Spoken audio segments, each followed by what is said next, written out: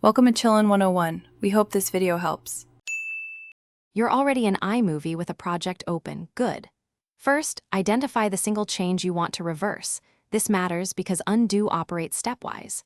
Press Command-Z immediately to revert the last edit, or choose Edit Undo from the menu if you prefer clicking. Once done, inspect the timeline and viewer to confirm the clip, trim, or effect has reverted. Make sure autosave hasn't introduced another state. If you see unexpected results, stop and don't make new edits until you confirm the undo worked.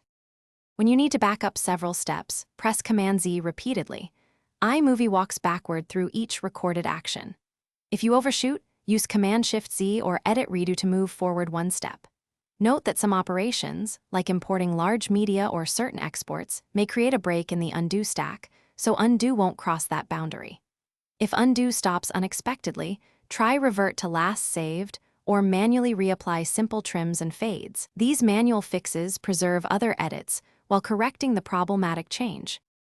Finish by confirming the timeline matches your intent, then save or export to lock in the state.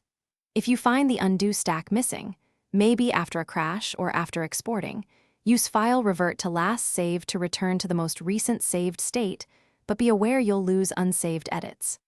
If Imovie crashes or behaves oddly, relaunch the app, reopen the project, and check the iCloud or Time Machine backup if available. One key tip: avoid making new edits until you've recovered the correct version, because new actions overwrite the undo history.